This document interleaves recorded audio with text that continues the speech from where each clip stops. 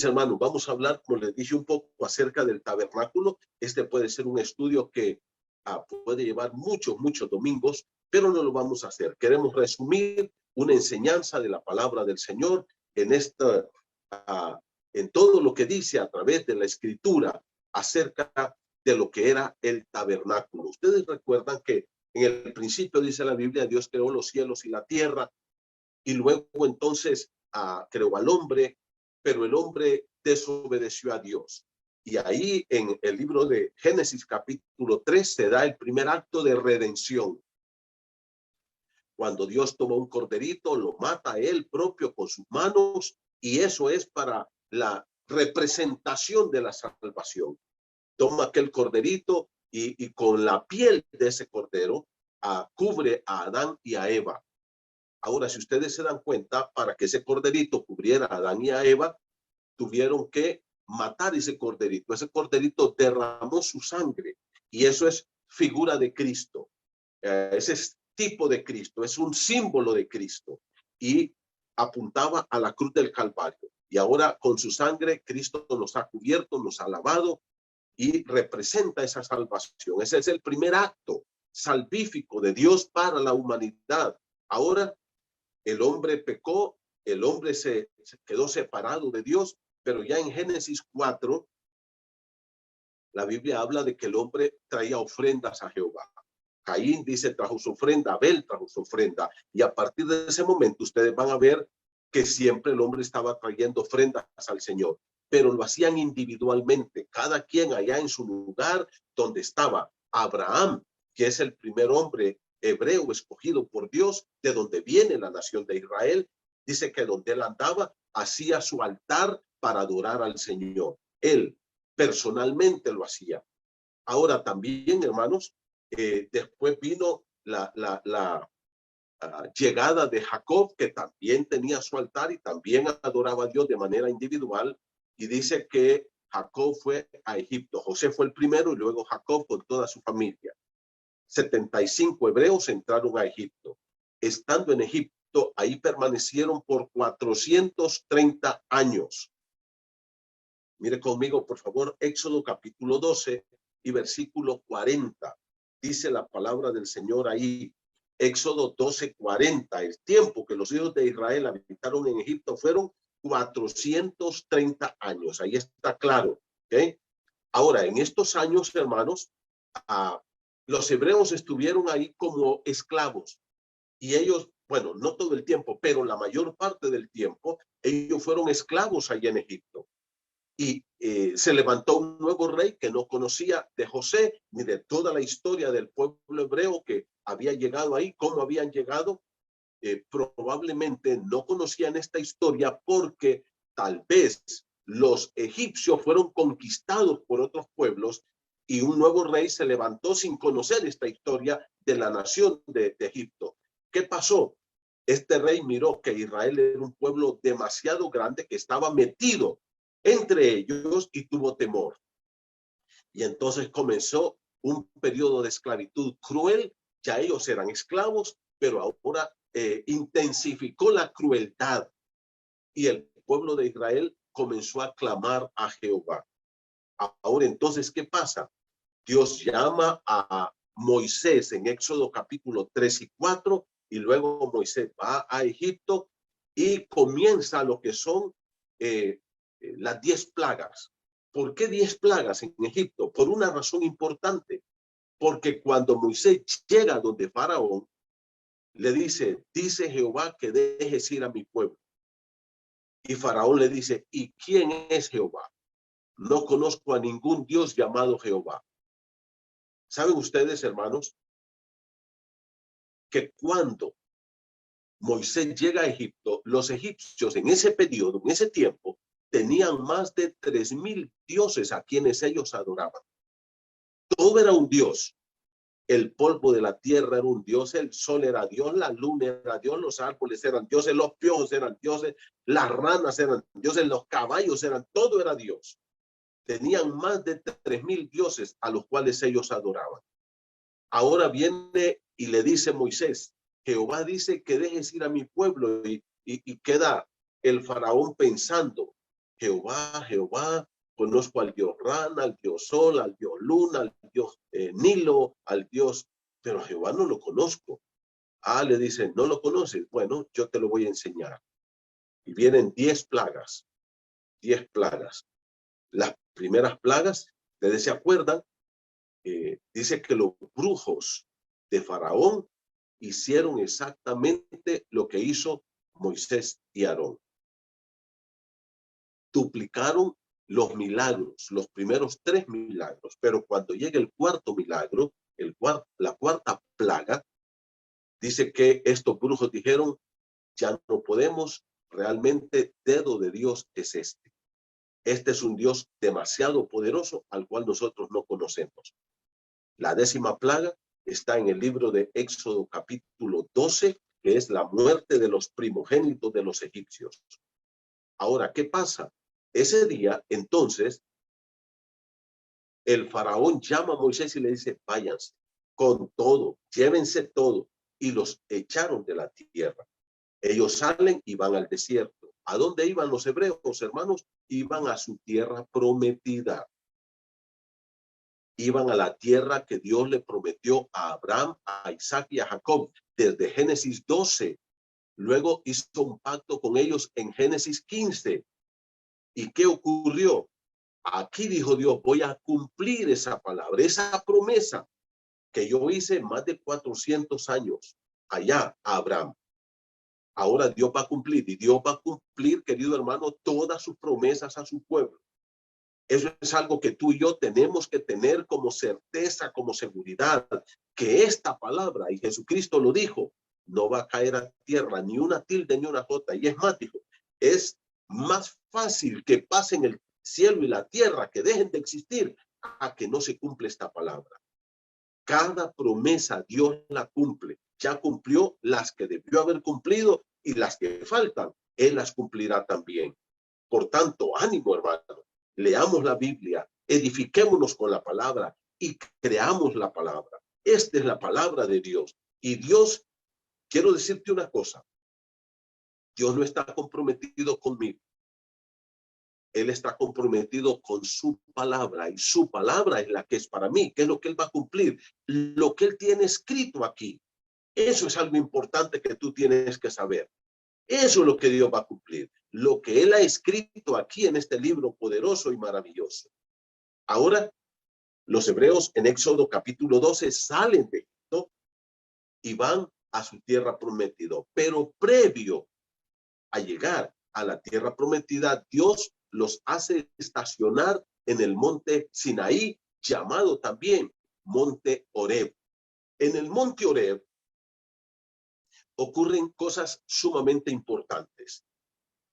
¿Cuáles son algunas de ellas? Las resumo rápidamente. Primero, los hebreos salen de Egipto desordenadamente, y ahí van de las 12 tribus. Acuérdense que Israel estaba formado por 12 tribus, y ahí van revueltos todos. Llegan a Sinaí de esa manera. Ahora en Sinaí Dios ordena primero a la nación de Israel. Las tribus se ponen en orden, la tribu de Rubén, la tribu de Judá, la tribu de Benjamín, la tribu de José. Cada tribu empieza a juntarse y van 3 tribus adelante, 3 tribus al sur, 3 tribus al este y 3 tribus al oeste. Ahora, la segunda cosa que Dios hace en el monte Sinaí es darle la ley a la nación de Israel. Ahí les dio las leyes por las cuales ellos se iban a gobernar en la tierra prometida. Pero hay una tercera cosa que Dios le da. ¿Qué es, hermano? Y es ahí donde nace el tabernáculo. Y mira, esto es tan importante que básicamente de Éxodo capítulo 25 hasta el 40 habla del tabernáculo. ¿Qué era el tabernáculo? Bueno, mi hermano, el tabernáculo era una tienda que iba a levantar Moisés. ¿Y sabe dónde iba el tabernáculo, mi hermano? Iba en el centro. Acuérdate, 3 tribus al norte, 3 tribus al sur, 3 tribus al este y 3 tribus al oeste. Y en medio estaba el tabernáculo, en el corazón del pueblo. alguien ha dicho que si en ese momento hubieran habido drones o aviones o helicópteros y se hubiera levantado, al ver hacia abajo, se iba a ver la cruz de Cristo. ¿Te das cuenta qué interesante es esto? Y en medio, en el corazón de esa cruz representada por las 12 tribus de Israel, ahí estaba el tabernáculo. Hermanos, Dios quiere estar en medio de su pueblo. Quiere enseñarles que solo a Él se debe obedecer. Él quiere enseñarles que había que ofrecer sacrificios, adoración, obediencia y servicio a Él. No olvidemos, por favor, que en el transcurso de estos 430 años que Dios llevó a los hebreos y los tuvo ahí en Egipto, este pueblo se contaminó mucho con la idolatría. Entonces, vemos a un pueblo saliendo de Egipto, pero que Dios lo lleva al monte Sinaí antes de meterlo a la tierra prometida para enseñarle que él era el gran yo soy. ¿Te acuerdas? En Éxodo capítulo 3:14, te lo voy a leer. Moisés le dice al Señor, Señor, he aquí yo llego a los hijos de Israel y les pregunto, y les digo, el Dios de tus padres me apareció en el desierto. Si ellos me preguntan, ¿cuál es su nombre? ¿Qué les voy a responder? Moisés le dice, mira, yo soy tan torpe, tan ignorante, que ni tan siquiera sé tu nombre. Y mira cómo le dice Dios, Éxodo 3:14. Y respondió Dios a Moisés, yo soy el que soy. Y dijo, así dirás a los hijos de Israel, yo soy, me envió a vosotros.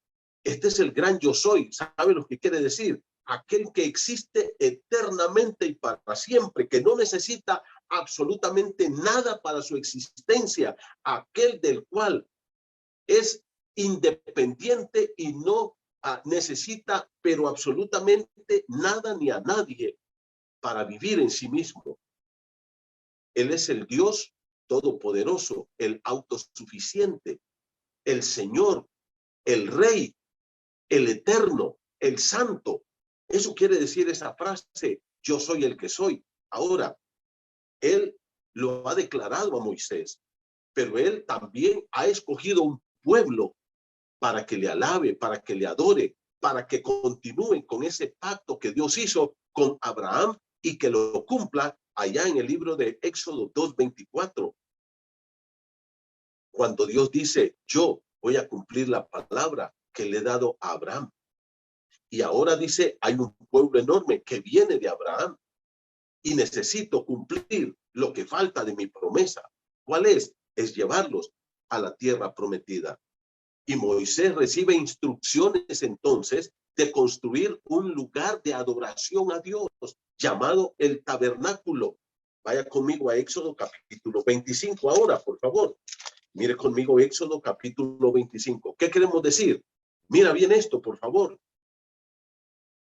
Desde el libro de Génesis 1 hasta aquí, Éxodo 25, en todas esas generaciones de Adán, de sus hijos, que después vino Noé, que después vino toda la descendencia de ellos, y después vino Sem, y después vino Abraham de parte de Sem, y después vino Isaac y Jacob, y los 12 patriarcas, y los 400 años en Egipto.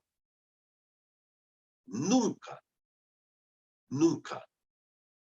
hubo un lugar de adoración para el pueblo de Dios, sino que cada quien tenía su lugar de adoración independiente, allá en su lugarcito, alguien que era obediente a Dios como Abraham y otros que había, por ejemplo, en su tiempo también, tenían su lugarcito de adoración.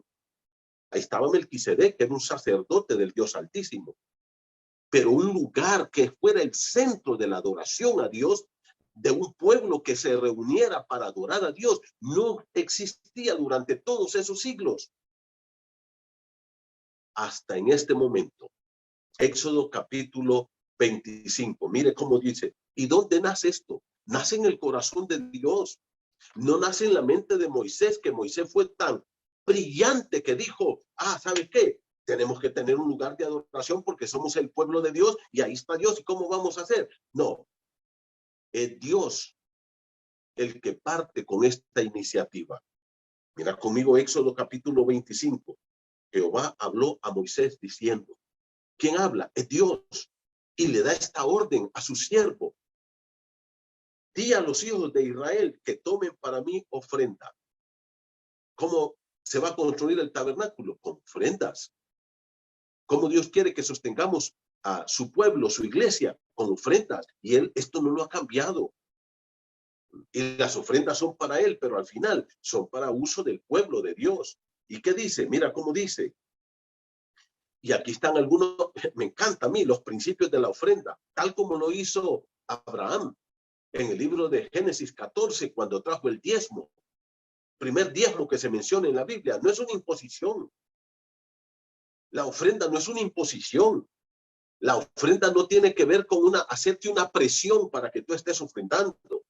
Tampoco tiene que ver con una manipulación. No se trata de manipularte, hermano. La ofrenda y el diezmo es algo que salen de lo más profundo del corazón. Mire cómo lo dice aquí, verso 2. Di a los hijos de Israel que tomen para mí ofrenda de todo varón que la diere de voluntad, de corazón. ¿Te das cuenta? Estos principios son eternos, no cambian. Ahora la gente vive discutiendo que el diezmo no es bíblico, que el diezmo es del Antiguo Testamento, que el diezmo es de la ley, que esto, que aquí. Pero el problema no es el diezmo, el problema es el corazón, que no le queremos dar a Dios. Si hoy estamos en la época de la gracia, y la gracia es mucho más que el diezmo, que la ley. La gracia debe de ser mucho más que la ley. Por tanto, el problema de aquella gente que no quiere diezmar y ofrendar no es tanto el diezmo en sí o la ofrenda en sí, es el corazón. Primero, la ofrenda, dice Dios, va a ser voluntaria. Nadie te puede presionar, motivar, ni ¿cómo se llama? Ni presionar, ni manipular, ni nada. Es algo que Dios lo va a poner en tu corazón. Pero segundo, es de corazón. La ofrenda no sale de la bolsa, mi hermano. El dinero que tú das para el Señor no sale de tu bolsa, ¿sabes de dónde sale? De lo más profundo de tu corazón. Y es algo que solo Dios y tú lo pueden hacer, hermano. Y yo, aquí en este momento, aprovecho ya que estoy hablando de esto, porque aquí está en la palabra. Gracias, hermanos, por su fidelidad. Mira, en 2 años casi, tú has sido fiel en dar diezmos y ofrendas al Señor. Alabado sea el nombre del Señor, porque la Biblia dice, probadme en esto, dice Jehová, y yo lo voy a bendecir. Cuando nosotros somos generosos en la obra de Dios, la Biblia dice que Dios provee para todas nuestras necesidades conforme a sus riquezas en gloria. Así es que yo te animo, hermano. Sigue fiel al Señor. Y aquellos que no lo han hecho, háganlo, hermanos. Es una bendición. Todos lo hacemos. No por mandato, no porque es una obligación, no porque me manipulan, no porque me llevan controlado en la iglesia a ver quién es el que da y quién es el que no da. No porque, no. ¿Sabe por qué? Porque es algo entre Dios y yo. Estoy agradecido porque Dios me da salud, me da fuerza, me da trabajo, me da comida, Dios me da mi ropa, me ha dado mi casita, me da todo lo que yo necesito. Por tanto, yo por gratitud, voluntariamente, desde lo más profundo de mi corazón, yo le doy al Señor de lo mucho que Él me da. ¿Qué dice? Estos son los principios eternos de la ofrenda. Uno, dice, de voluntad. Segundo, de corazón, tomaréis para mi ofrenda. Y ahí está, las cosas que deben de traer. ¿Y para qué es esto? Para la construcción del tabernáculo. Y mire cómo dice. No voy a leer todos los versículos, vamos a ir al verso 8. Éxodo 25:8. Este versículo es clave. Este versículo es clave. Y es Dios quien le está dando esta orden a Moisés. Y ahora mire cómo dice. Y harán un santuario para mí. Para mí. ¿Y qué dice? y habitaré en medio de ellos. Este punto, hermano, es el que Dios quiere. Un lugar donde se pueda reunir con su pueblo. Ahora, ¿Dios no está conmigo aquí en esta casa? Claro que sí, pero Él quiere que haya un pueblo junto a mí, un lugar donde nos reunimos para adorarlo a Él. Y aquí es donde nace la construcción del tabernáculo. Recordemos, desde Adán hasta este punto, no ha habido un lugar, centro de reunión para el pueblo de Dios y de Dios con su pueblo. No ha habido. Cada quien lo hacía individualmente, allá como podía, hacía su altarcito y allá adoraba él y tal vez con su familia. Ahora Dios dice, no, vamos a hacer un lugar y ustedes van a traer mi ofrenda. Y con esa ofrenda van a hacer ese lugar. Los hebreos estuvieron, como ya lo pudimos ver, 430 años en Egipto, mi hermano.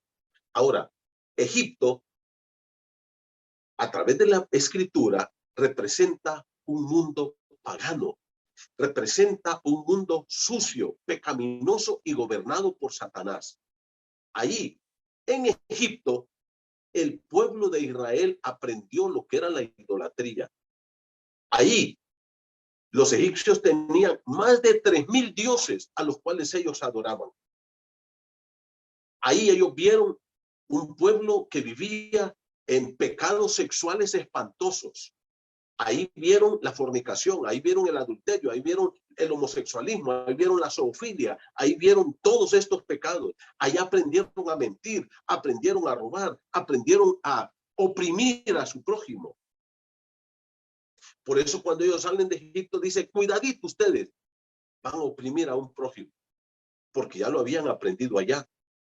Yo quiero que mires conmigo Levítico capítulo 18, por favor. Mira conmigo Levítico, solo lo voy a poner esto como un ejemplo. Levítico capítulo 18. ¿Por qué Dios le da la ley al pueblo? Dios le da la ley al pueblo por esta razón. Mira conmigo Levítico capítulo 18, verso 1. Habló Jehová a Moisés diciendo, Dios sigue dándole principios, leyes a la nación de Israel, a su pueblo. Y le dice, habla a los hijos de Israel y diles, yo soy Jehová vuestro Dios. Este es un principio fundamental. Él es nuestro Dios, querido hermano. Por tanto, nosotros tenemos que crecer y conocerlo a Él. ¿Y qué dice el versículo 3? Mira lo que dice, apunta esto. No haréis como hacen en la tierra del Egipto, en lo cual morasteis. Ustedes vieron cómo vivían los egipcios, las perversiones que practicaban, su forma de vida tan sucia y pecaminosa. ¿Sabe lo que Dios le dice? No hagan así. Versículo número 3 sigue diciendo, ni haréis como hacen en la tierra de Canaán, a la cual yo os conduzco.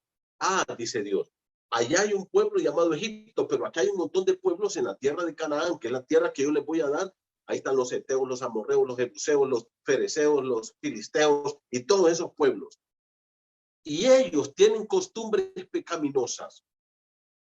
Ellos tienen costumbres sucias, de vidas depravadas. Y ahora mire cómo le dice, no quiero que vivan de esa manera. En otras palabras, ni como viven los egipcios, ni como viven los cananeos. Ustedes no van a vivir de esa manera. ¿Y qué les dice Dios en el versículo 3 al final? Mis mandamientos ni andaréis en sus estatutos. Verso 4. Mis ordenanzas, la de ese Dios vivo, santo, justo. ¿Qué dice Dios? Pondréis por obra. Y mis estatutos guardaréis, andando en ellos, yo Jehová vuestro Dios. Ahora Dios dice, miren ustedes cómo viven esos pueblos, pero mírenme a mí. Yo soy el Dios santo, que aborrezco el pecado, el Dios que les cuido, que no quiero que sus vidas terminen destruidas como la de esta gente, porque el pecado, eso es todo lo que hace, destruir la vida del ser humano. El pecado dice que viene a matar. La Biblia dice, la paga del pecado es la muerte. El pecado produce dolor, frustración, depresión, tristeza, amargura, todo lo malo. y al final la muerte y la condenación eterna. ¿Qué le dice Dios a su nación? No vivan como viven los egipcios. Ustedes vieron las perversiones que ellos practicaban. Ustedes no pueden practicar eso. Ni van a hacer lo que hacen las tierras de los cananeos que moran en la tierra. Ustedes me van a ver a mí y van a aprender de mí cómo ustedes deben vivir. Los israelitas eran un pueblo que se contaminó en Egipto con una vida llena de ídolos y una vida llena de abominaciones. El hecho de haber sido rescatados de la tiranía, de la esclavitud de Egipto, de que ellos vieron el poder de Dios cayendo sobre los egipcios, la ira de Dios castigando a este pueblo por sus pecados, y lo que van a ver ahora, castigando a estos pueblos cananeos por sus pecados, porque la Biblia dice que llegó al colmo la maldad del amorreo. En otras palabras, eran pueblos tan malos y tan perversos que Dios dice, su maldad ya me colmó, ya no los tolero, no los aguanto. Por tanto, los voy a barrer de esa tierra. El doctor Carballosa en sus intervenciones dice, ¿sabe usted por qué Dios no ha venido a la tierra y por qué Dios no se lleva a su iglesia todavía? Porque no ha llegado al colmo la maldad de estos amorreos. Hermanos, hay un momento que Dios dice hasta aquí. Y Dios dijo, voy a castigar a estos. Entonces, el hecho de que los hebreos vieron con sus ojos, lo vieron claramente, la ira de Dios cayendo sobre aquellos, el poder de Dios, y lo que van a ver en la tierra de Canaán, echando a esos pueblos, eso no fue suficiente para que los hebreos se volvieran a Dios en una vida de agradecimiento, de consagración, de santidad, de obediencia y de servicio a Dios. Por tanto, Dios dijo, yo tengo que poner un tabernáculo donde ellos estén viendo mi gloria y donde puedan estar llegando a pensar en mí como pueblo y a vivir para gloria de mi nombre. Por eso Dios les manda a construir un tabernáculo. Porque ahí, alrededor del tabernáculo, en una reunión de Dios con su pueblo, acuérdense que en Éxodo capítulo 40, dice que cuando Moisés levantó el tabernáculo, ¿qué pasó? La gloria de Dios bajó, de tal forma que Aarón y sus hijos no podían entrar al tabernáculo porque la gloria de Dios había bajado. Dios manda a Moisés a construir esta tienda móvil, un lugar que era construido por cosas comunes y corrientes. Ahí ustedes lo pueden ver en Éxodo capítulo 25. ¿De qué fue que dice que lo construyeron? De ramas, de árboles, de tablas, de árboles, de oro, de piedras, de cosas que eran comunes entre el pueblo. Pero además de eso, ¿qué dice? Mire conmigo Éxodo capítulo 25, volvamos ahí, por favor. Dios le da las medidas del tabernáculo. Dios le da la calidad y la clase de elementos que tienen que utilizar para construir el tabernáculo. Cada detalle. Pero yo quiero que usted mire el capítulo 25, versículo número 9.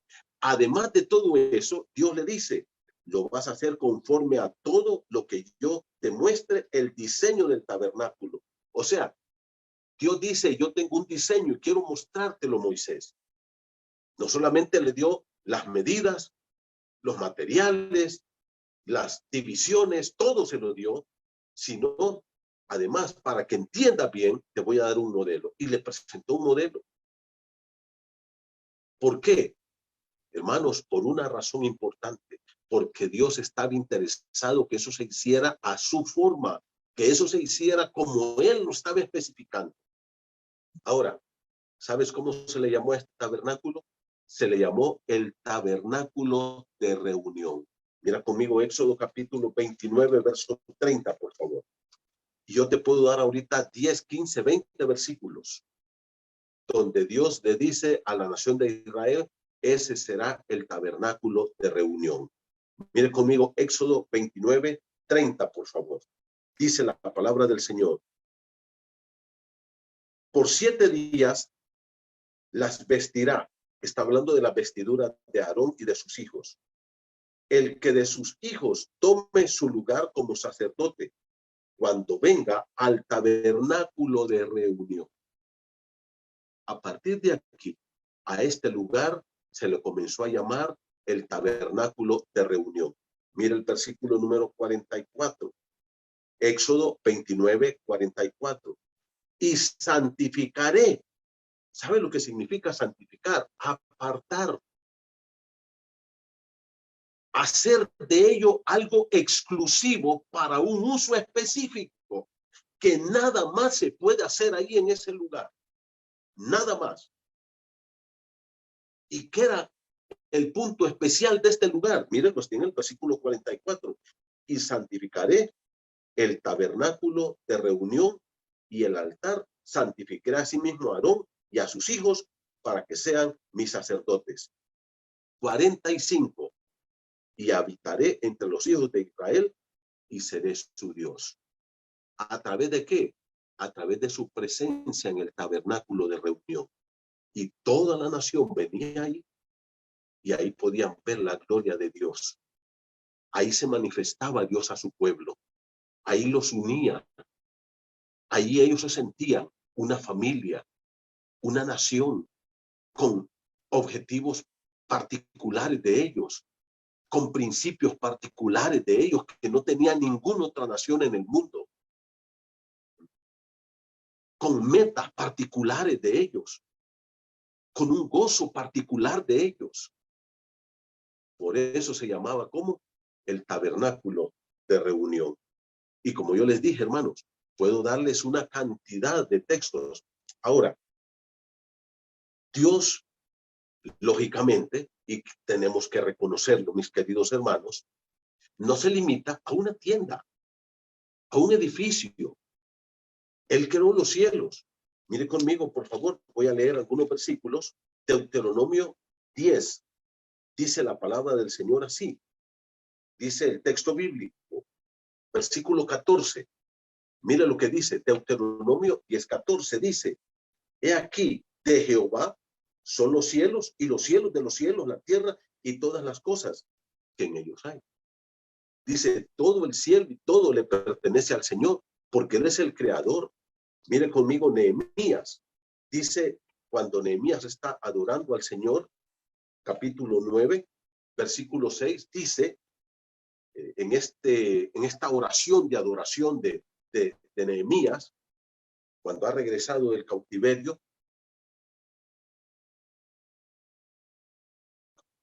dice la palabra del Señor, Nehemías 9:6, y dije,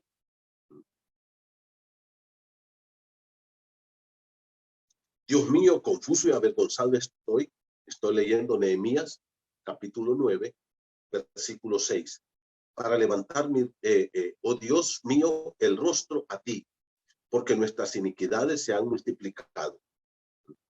Y ahí sigue Nehemías hablando de lo que Dios ha hecho desde los días de nuestros padres. Perdón, estoy leyendo el libro de Esdras. Estoy un poco nervioso, hermanos. Pero bueno, mira lo que dice Nehemías 9:6, perdón, estoy leyendo ahora sí. Aquí Nehemías está orando y adorando al Señor y dice, tú solo eres Jehová. Tú hiciste los cielos y los cielos de los cielos. Dice, Dios es tan grande que creó todo este espacio que incluso los científicos dicen infinito y no es infinito, lo único infinito es Dios. Esto es creación de Dios. Por tanto, tiene un límite. Pero es tan inmenso que le llaman los cielos de los cielos. ¿Cuántas galaxias? Hay estrellas que están, hermanos, a 5,000 años luz. ¿Y sabe cuánto es un año luz? Es la velocidad a que viaja la luz, 250,000 kilómetros por segundo. Ay, esa estrella está a esa cantidad. Ni tan siquiera tenemos idea de esa distancia. ¿Y qué dice? Tú solo eres Jehová. Tú hiciste los cielos y los cielos de los cielos con todo su ejército. Todo lo que hay ahí. estrellas, planetas, todo lo que hay es creado por él. Y como dijo Salomón en Primeros Reyes, y lo voy a leer para ustedes, capítulo 8, Primeros Reyes, cuando Salomón está hablando acerca del templo, inaugurando el templo, que fue un templo majestuoso que hizo él. Salomón dice así, en Primeros Reyes, capítulo 8, versículo número 27, pero voy a leer el versículo 26. Ahora pues, oh Jehová, Dios de Israel, cúmplase tu palabra, la palabra que diste a tu siervo David, mi padre. Pero es verdad que Dios mora sobre la tierra.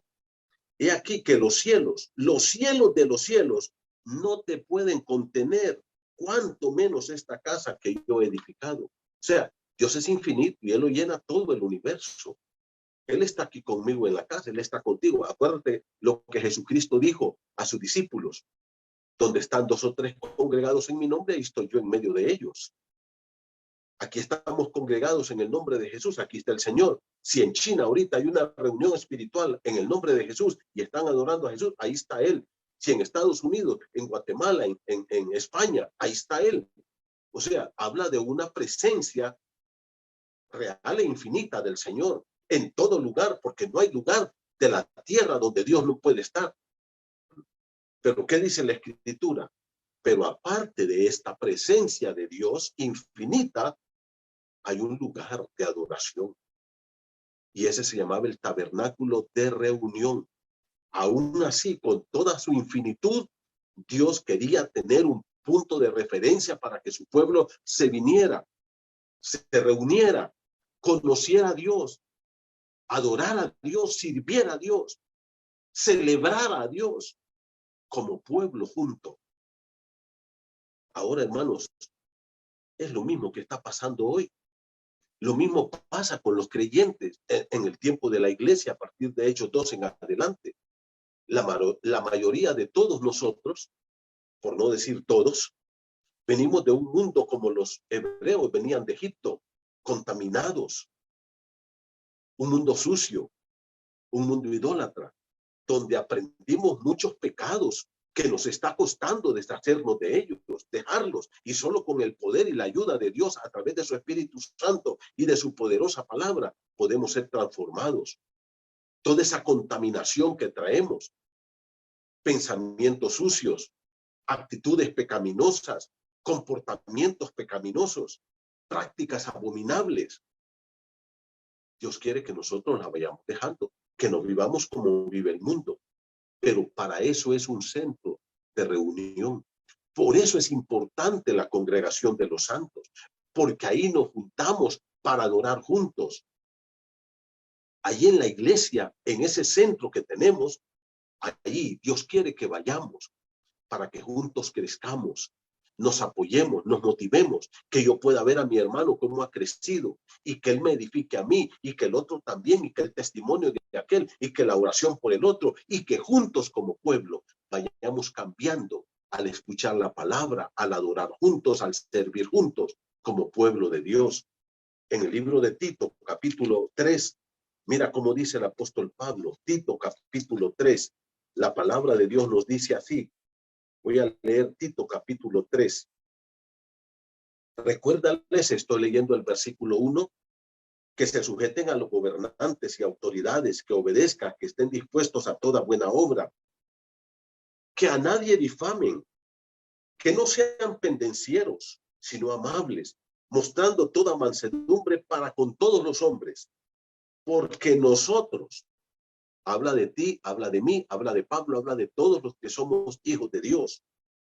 Éramos en otro tiempo, antes de nuestro encuentro con Cristo. ¿Qué dice? Insensatos, rebeldes, extraviados, esclavos de concupiscencia. La palabra aquí es esclavos de pecados. Veníamos de un mundo donde el pecado nos había esclavizado. ¿Y qué dice? De deleites diversos. Gente que venía lleno de alcoholismo, de droga, de cigarro, de fornicación, de adulterio, de glotonería, de pasiones desordenadas.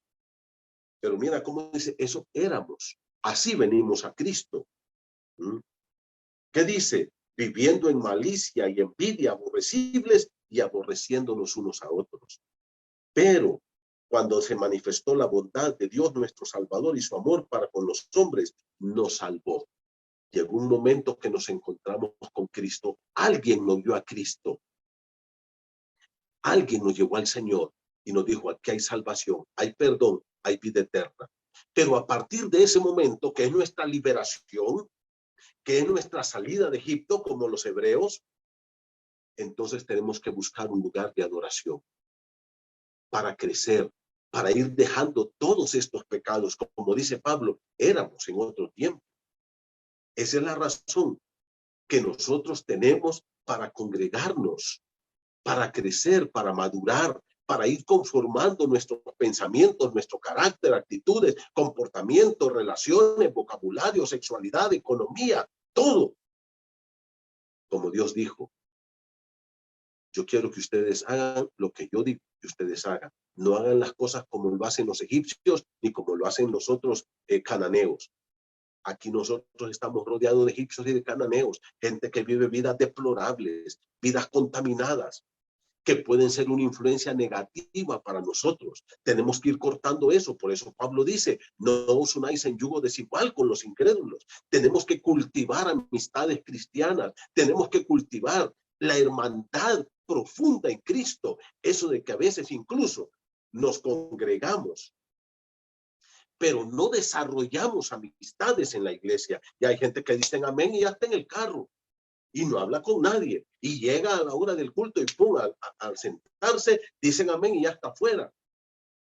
Eso está bien que te congregues, pero que más que eso desarrolles profundas amistades cristianas que te instruyan, que te ayuden, que te apoyen, a las cuales tú puedas unirte y decir, hermanos, oren por mí. Estoy pasando por una tentación. Hay amigos perversos en el trabajo. Tengo problemas con mi jefe. Mire, hay un compañero en la universidad. Tengo una chica que me está acosando. Tengo esto. Y de esa forma nos vamos apoyando como hermanos en ese calor espiritual, en ese lugar de reunión. Oramos unos por otros, nos animamos, nos consolamos, lloramos juntos, reímos juntos, porque eso es lo que Dios quiere para su pueblo. Hoy también nosotros tenemos que congregarnos, porque Dios quiere un pueblo cristiano donde aprendamos de Él. El diablo, mis hermanos, quiere engañarte. Y mira, yo no he estado del todo de acuerdo con lo que ha dicho el señor, por ejemplo, MacArthur, y él se ha puesto a pelear y ha dicho que esto no es así. No, yo creo que teníamos que haber cuidado la iglesia. Había un momento de crisis, no habían vacunas, estaba muy contaminado, estaba cerrado, solamente podía salir el día que te tocaba salir, que uno salía pero terriblemente asustado. Pero ya eso pasó. Estamos vacunados, todo está abierto, por tanto nuestra iglesia estará abierta. Lo demás lo dejo de tu parte. Si tú quieres ir, está bien. Si no quieres ir, te respetamos. Es tu opinión y es tu relación con Dios. Pero es nuestro deber como pastores trabajar para que el pueblo de Dios crezca. Vamos a ir guardando todas las medidas de bioseguridad, pero es importante que volvamos a estar juntos, adorando juntos. Hermanos queridos, quiero terminar diciendo algo que es sumamente importante. ¿Sabes tú lo que representa el tabernáculo? Pues quiero decírtelo. El tabernáculo en el Antiguo Testamento, desde que fue levantado por Moisés allí en Éxodo capítulo 40 y que duró todo el periodo de los reyes y que después vino el templo, quiero decirte, ese templo fue destruido por Nabucodonosor, ¿de acuerdo? Y los hebreos se fueron 70 años al desierto, al cautiverio babilónico, perdón. 70 años estuvieron en el cautiverio babilónico. Y luego entonces ellos regresan. Ahora, ¿Te acuerdas qué fue lo primero que ellos hicieron al regresar? Levantar su templo. Esdras, Zorobabel, Josué el sacerdote, léalo ahí en tiempos de Esdras y Nehemías. Lo primero que ellos hicieron fue, vamos a reconstruir nuestro templo, nuestro centro de adoración. Es más, Dios levanta 2 profetas para motivar al pueblo, Zacarías y Ageo, para que este pueblo vuelva a reconstruir el templo. Es Dios el que los levanta, es Dios el que les dice, construyan de nuevo este pueblo, este templo. ¿Sabes por qué? Porque el templo, el tabernáculo y el templo eran tipos de nuestro Señor Jesucristo. Mire conmigo Hebreos capítulo 8. El tabernáculo y el templo, hermanos, eran tipos de nuestro Señor Jesucristo. ¿Qué es un tipo? Un tipo es una persona, un objeto o un evento en el Antiguo Testamento que prefigura a Cristo y su obra en la cruz del Calvario. Y el tabernáculo es una prefiguración, un objeto que prefiguró a Cristo. Primero, era el lugar donde estaba la santa y santísima presencia de Dios.